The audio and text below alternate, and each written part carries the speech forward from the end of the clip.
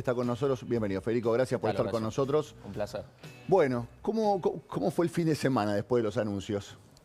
Muy tranquilos, tranquilos porque tenemos, digamos, nos preparamos todo el tiempo para este momento, tener la macro bien sólida para este momento.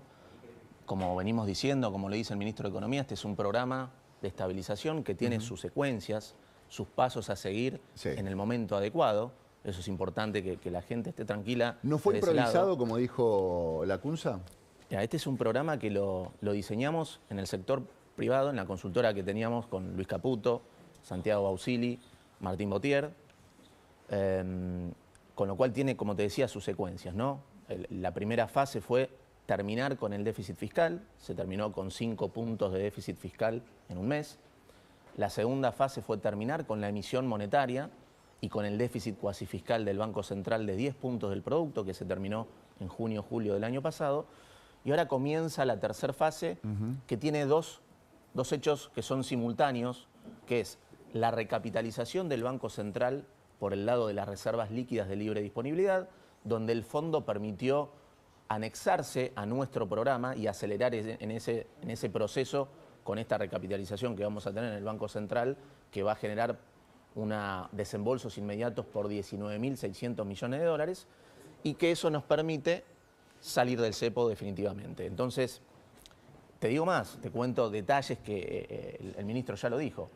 Con el fondo le contamos cuál era nuestro programa en términos del régimen cambiario en agosto del año pasado, con lo cual eso fue, nosotros le contamos a qué esquema cambiario queríamos ir una vez que terminemos con la capitalización del Banco Central, y eso quedó totalmente definido en ese contexto. La idea era salir del cepo e ir al nuevo esquema cambiario en febrero de este año, entre diciembre del año pasado y febrero de este año. Pero claro, lo que extendió la negociación, ¿cuál fue? Fue la negociación en términos del tamaño del programa, es un paquete muy grande, y sobre todo en el desembolso inicial. El Fondo Monetario suele proveer de desembolso inicial un 20, un 30% del total del programa. Y eso es lo que se estipula y lo que hizo siempre el fondo, con lo cual era muy difícil, o tiene todo el sentido que el fondo se haya tomado su tiempo y que eso haya sido a la razón de la extensión de la negociación, el tamaño del desembolso inicial, porque el fondo no tenía un precedente. Y es muy importante para el fondo tener un precedente, con lo cual es totalmente falso lo que está diciendo Lacunza, pero al mismo tiempo, y esto ya lo venimos viendo, ¿no? Fíjate que hay de ciertos economistas, sistemáticamente van cuestionando todos los pasos que se fueron haciendo en este programa de estabilización. Primero, que no se iba a poder achicar el déficit fiscal rápidamente. Segundo, que cuando la inflación empezaba a bajar, había un piso en 8, después había un piso en 6, después la inercia estaba en 4%. Después, cuando se rompe esa inercia y la inflación se va al 2, 2,5, el argumento era, pero hay atraso cambiario, pero la economía, esa baja de la inflación iba a ser como contrapartida de una recesión, y la economía terminó creciendo 6 puntos entre diciembre 24 y diciembre 23, con lo cual hay un patrón de ciertos economistas en donde, como tuvieron un error sistemático en anticipar el programa, de alguna manera se terminan agarrando de algo para tratar de justificar eso. Y creo que, en mi opinión, eso es parte, digamos, refleja Federico, ese proceso. A ver, te quiero preguntar algunas cosas que surgieron, creo que automáticamente, apenas aparece el anuncio de que no solamente había un acuerdo con el Fondo Monetario Internacional, sino que había un levantamiento del cepo. Mucha gente está diciendo que hay una devaluación. Que esto es una devaluación, que se devalúa el oficial de 1.100, o lo que estaba el viernes, a un 1.400, ¿no? Se habla de una devaluación del 30%. ¿Se devalúa la moneda en este momento, en esta etapa del plan? Claramente no. Y está bueno que lo preguntes porque es importante explicar el nuevo régimen. Este es un régimen cambiario de flotación, donde hay una libre flotación con bandas definidas. ¿Por qué hay una banda inferior en 1.000, donde el Banco Central en 1.000 compra dólares e inyecta pesos, porque si compra dólares significa que es contra demanda de dinero, y le pone un techo en 1.400, donde el Banco Central vende dólares en 1.400 y retira pesos de la cancha? Entre 1.000 y 1.400 flota libremente el tipo de cambio.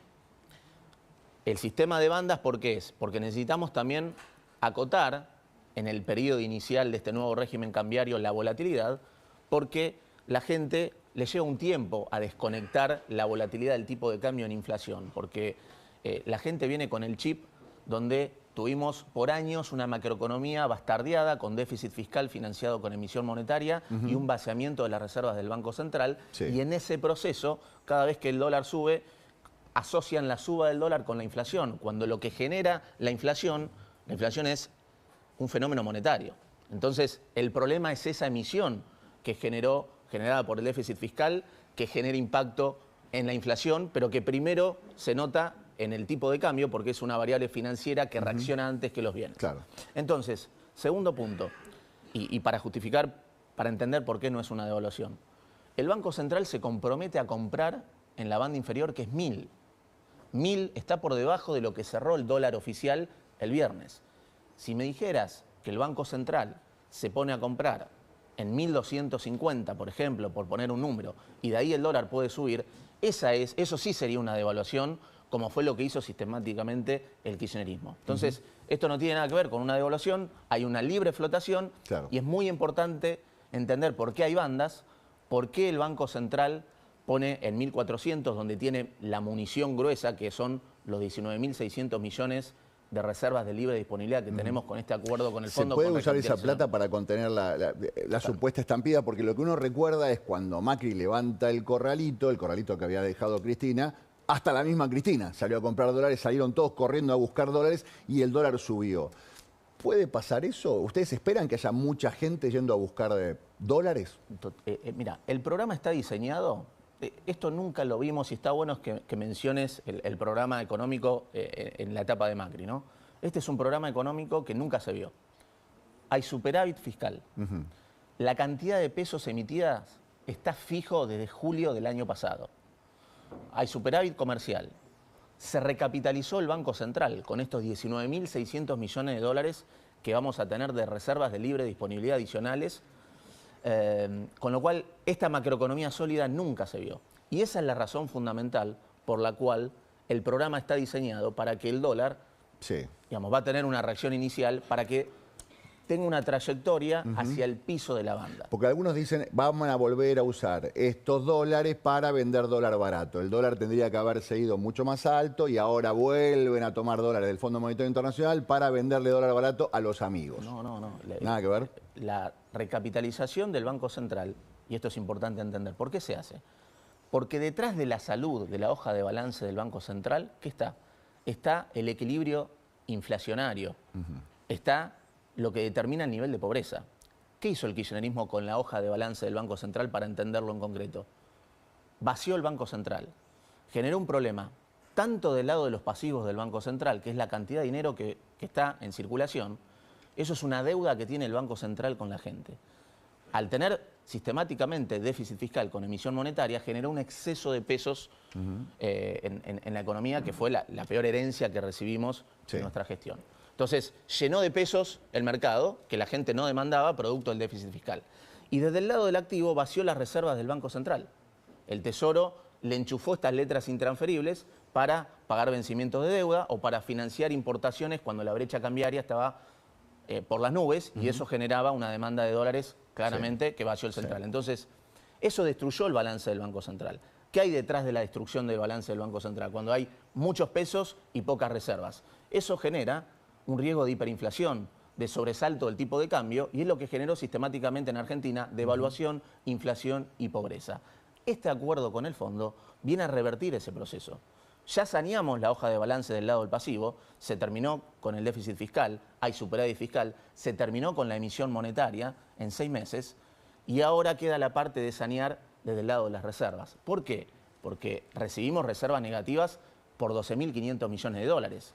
Y si bien el Banco Central compró... ¿Eso qué significa? Porque por ahí la gente escucha estas cuestiones técnicas y no termina de entender qué es recibir reservas negativas. Había, digamos, no solamente no había plata, sino que se habían quemado plata de los... Exactamente. Las reservas que, si la neteás por la deuda del Banco Central, lo que era el swap con China y los depósitos de la gente, ese número daba negativo en 12.500 millones de dólares. O sea, la gente imagina que hay un banco, que hay una bóveda donde hay plata acumulada. Exacto. Ustedes entraron y no solamente no había plata, sino que había pagarés, había Sí, deuda. Y había reservas. ¿Y habían quemado gente de por ahí de los depositantes? Exactamente, y había reserva de libre disponibilidad, lo que pasa que contra eso había una deuda, o con los depositantes o con China. Ajá. Ahora, a pesar de que el Banco Central, en nuestro esquema, compró 25.000 millones de dólares. Sí, en el pero no mundo. pudieron hacer Eso crecer es la... récord, pero había que pagar vencimientos de deuda en moneda extranjera por 17.000 millones de dólares. Entonces, y esto tiene que ver por qué esto estaba todo pensado, fue secuencial, y no es que el fondo nos impuso un programa. Nosotros fuimos al fondo a contarles cuál era nuestro programa y le dijimos, si ustedes se quieren sumar a este proceso, pueden acelerar los tiempos para la salida del cepo a través de acelerar la recapitalización del Banco Central. Claro. Y el fondo acompañó. Yo me acuerdo en marzo del año pasado, Milei dijo, si a mí me dan 15.000 millones de dólares, yo levanto el cepo. Exacto. Y fue Entonces, lo que pasó eso ahora. siempre estuvo pensado del momento uno. Por eso, repito, en agosto estaba diseñado el esquema de bandas. La idea era salir entre diciembre, enero, febrero. Sí. Se demoró por la negociación en términos del tamaño del paquete y el desembolso inicial, pero el fondo se sumó a nuestro programa, acompañó, hizo un desembolso inicial que es récord, y eso nos permite recapitalizar el Banco Central Bien. y salir del cepo sin Federico. generar ningún tipo de tensión, que esto es lo importante. La gente se tiene que quedar tranquila, que atrás hay un equipo económico que tiene pensado paso por paso lo que se va a hacer, y es lo que se vino haciendo, Ok. y que no vamos a tomar ningún tipo de riesgo. ¿Cuántas fases tiene el plan? Estamos en la tercera fase. ¿Cuántas Esta es- fases tiene? Esta es una fase muy importante. Te digo que en términos macroeconómicos, esta es ¿Esta es la más importante? no la más importante, todas son importantes, pero en términos macroeconómicos, esta tercera fase de alguna manera le pone final a lo que es el plan de estabilización a nivel macro. Ok. Después viene todo lo que tiene que ver con reformas estructurales, que claramente llevan más tiempo. Bien. Y Te quiero preguntar algo, porque a esta hora son las 9:35, mucha gente está diciendo, yo no entiendo nada, todo técnico, quiero saber en qué me afecta a mí, digamos, al consumidor, al laburante. Toda esta cuestión, en la vida diaria, ¿cómo se la mejoran? bueno, esto es importante. La recapitalización del Banco Central, que el Banco Central cuente con más reservas, es un paso que permite fortalecer el proceso de desinflación. No se puede sostener un proceso de baja de la inflación si la salud de la hoja de balance del Banco Central no está solucionada. Y lo que vamos a hacer ahora es justamente eso. Mejoramos las reservas de libre disponibilidad del Banco Central. Eso nos permite además ir a un esquema más libre. Salimos del cepo.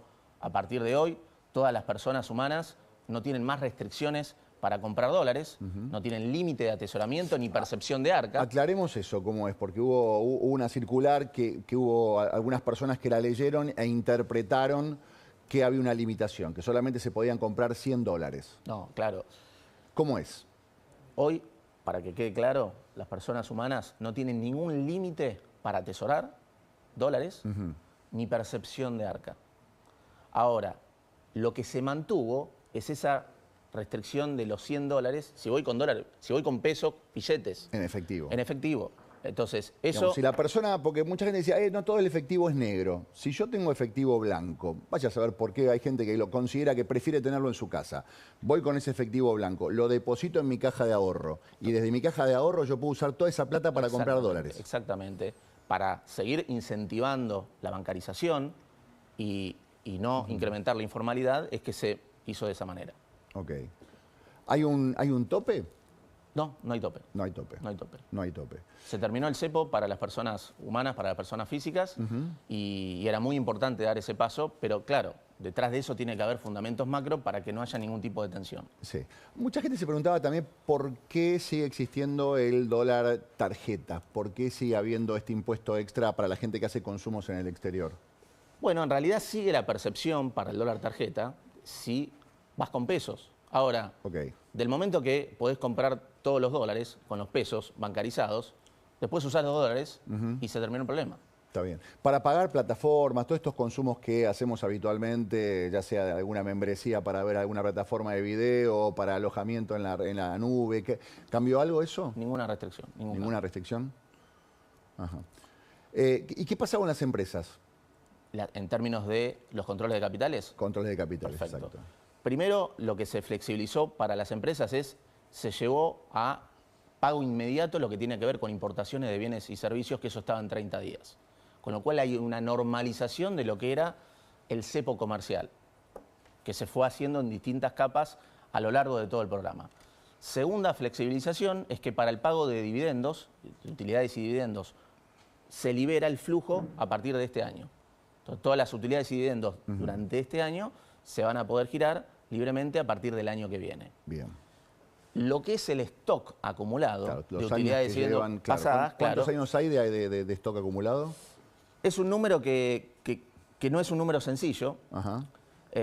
¿Por qué? Porque una cosa son las utilidades y dividendos acumuladas. ¿Le podemos explicar a la gente qué es eso? Ahí, las empresas internacionales no podían girar No podían plata girar a como sus parte casas del cepo, matrices. entonces Hace tenían que varios retener años. esas utilidades y dividendos. Claro, compraron edificios y otro tipo de inversiones, pero hay un stock de pesos que las empresas están esperando que ustedes le digan, la pueden mandar como pasa en todo el mundo, y saben que hay una cosa que se tiene que desarmar de una bola gigante de pesos que sí o sí se van a pasar a dólares. Es clave lo que decís, Horacio, porque si bien contablemente están esas utilidades retenidas, ese stock de los últimos años, Sí.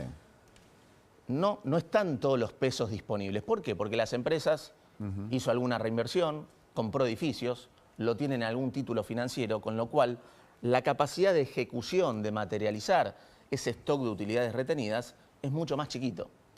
Entonces, para ese stock, lo que vamos a hacer es diseñar un BOPREAL del Banco Central, que es un título en dólares, donde las empresas van a poder suscribirlo con pesos y de esa manera hacer el giro de utilidades. Entonces hay un producto diseñado que ya funcionó muy bien, fue parte esencial de la estrategia financiera que permitió absorber pesos, estabilizar el contado con líquido, los dólares financieros, y resolver el problema de la deuda comercial, que se va a destinar también para resolver ese stock que quedó de las utilidades y dividendos. Bien, con el campo, desaparece el dólar blend. Desaparece el dólar blend. ¿Es verdad que el gabinete se enteró que se levantaba el cepo en el momento que fueron a firmar el decreto para levantar el dólar blend? Totalmente, y sí, hubo mucha emoción en el momento. ¿Nadie sabía nada? ¿Quién sabía del gabinete de lo que estaban a punto de anunciar? La verdad que específicamente, no sé, este es un equipo económico, es muy chiquito, muy hermético.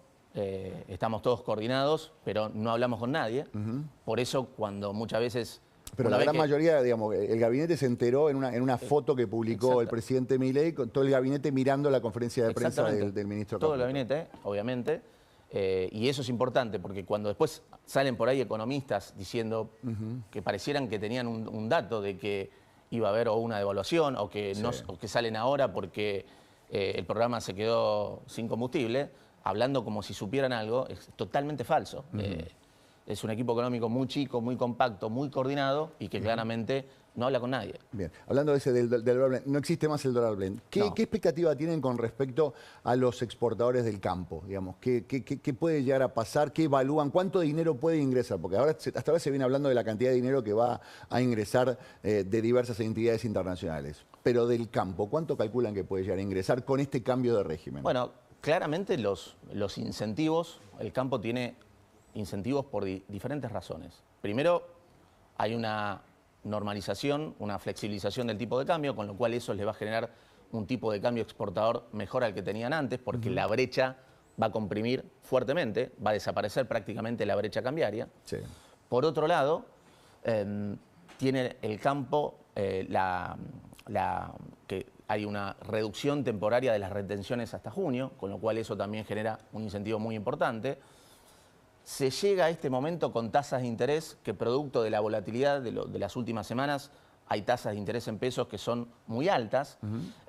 Y si a eso le sumás este régimen cambiario, donde en el techo de la banda el Banco Central tiene una munición muy fuerte, incrementado ese poder de fuego en 20.000 millones de dólares de reservas de libre disponibilidad, en una economía donde no hay pesos, porque la cantidad de pesos emitidos está fija desde julio del año pasado, claramente todo eso genera incentivos a una estabilización macroeconómica y claramente ese es el principal incentivo que tiene el campo para liquidar. Pero nosotros estamos muy tranquilos, no es que nos estamos fijando en eso. ¿Por qué? Porque atrás hay una macro sólida.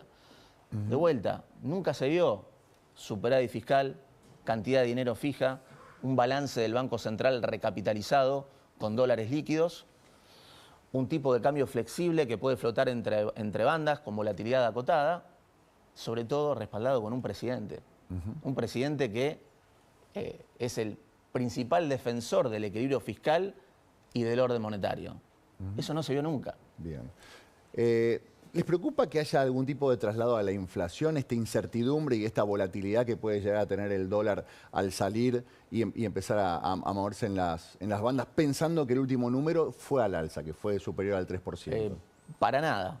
Te digo por qué, por las razones. Primero porque la macro, estos fundamentos macroeconómicos, están seteados para que la inflación siga bajando sostenidamente. El proceso de desinflación no es lineal, tiene idas y vueltas. El número de marzo refleja varios componentes estacionales, frutas y verduras, lo que tiene que ver con educación. Por otro lado, la carne también subió porque durante gran parte del 2024 estuvo frenada, con lo cual hubo una recomposición de precios relativos. Y además, buena parte del traslado a precios por la incertidumbre que tuvimos en las últimas semanas, producto por esa ley de Guzmán, donde hay que aprobar por el Congreso antes de tener un acuerdo con el fondo, y esa fue la razón, no lo que dice la CUNSA, ¿no? Esa fue la razón de la volatilidad, de la suba en la brecha y del riesgo país y de la pérdida de reserva de las últimas semanas. Porque el esquema cambiario venía acumulando reserva, bajando inflación y bajando el riesgo país. Esa incertidumbre de tener que exponer el tema del acuerdo con el fondo inminente por ir al Congreso es lo que despertó la incertidumbre y la especulación, y es también lo que explica que buena parte de ese traslado de precios ya se dio. Primer punto. Segundo, imagínate el techo de la banda de 1.400. Esto es importante. El dólar ya ha estado ahí. Sí, claro. Junio, julio del año pasado estuvo ahí. Tercero, los fundamentos macro están diseñados para que tarde o temprano el dólar vaya más cerca hacia el piso de la banda. Y eso también es lo que genera que minimizar ese traslado de precios que pueda haber. ¿Tienen algún tipo de expectativa? Perdón, desde ese lado te digo que no nos preocupa, porque los fundamentos están sólidos, no porque no miramos la inflación, claramente. Bien. ¿Cuál sería un buen número para que cotice hoy el dólar, dependiendo de este plan que ustedes vienen estableciendo? Es imposible que te dé un número. Sí, porque justamente entre 1.000 y 1.400 va a flotar libremente. Entonces, lo importante es que cuando tenés los fundamentos sólidos, ¿Y al gobierno en este momento qué le conviene? ¿Que flote más cerca de 1.400 o que flote más cerca de 1.000? Hay que bajarle un poco la expectativa a este primer día. Estamos muy preparados para todo esto y esto va a ser un proceso en donde podés tener una volatilidad al principio y después se va a sentar. Lo que determina la inflación es tener los fundamentos sólidos del lado del superávit fiscal y que no haya emisión. Y eso es lo que va a generar el proceso de desinflación, más allá de que haya volatilidad en el tipo de cambio. Entonces, nuestro trabajo es explicar y que la gente se saque ese chip que tiene, no por culpa de la gente, sino porque ha vivido en una macroeconomía bastardeada por el déficit fiscal y la emisión, donde siempre asocia un salto en el nivel de precios con el tipo de cambio. Cuando lo que hizo saltar el tipo de cambio y el nivel de precios no fue el salto en el tipo de cambio, fue tener una macro desordenada con déficit y emisión, y nosotros le pusimos fin definitivamente a ese proceso. Bien. Federico, gracias por haber venido. Un placer, Horacio, muchas gracias. Federico Furiase, director del Banco Central. Hacemos una breve pausa, primera pausa, y ya volvemos con ustedes.